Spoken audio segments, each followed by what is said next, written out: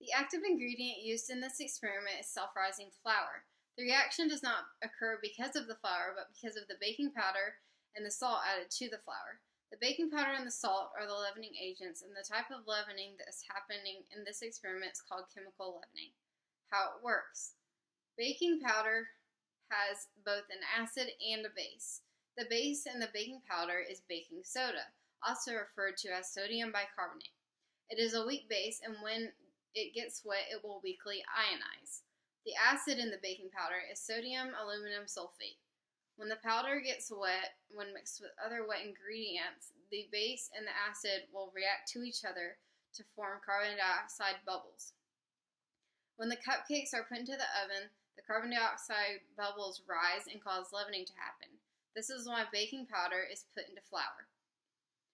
The other agent added to the flour is salt. It can be referred to as a leavening agent, but is not necessarily put into the flour to make things rise.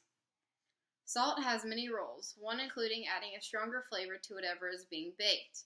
Some other roles of the salt include tightening the structure of the pastry, making the dough stronger, and by helping the pastry being baked hold on to the carbon dioxide gas bubbles while it is going through fermentation. This is why it is added to the flour.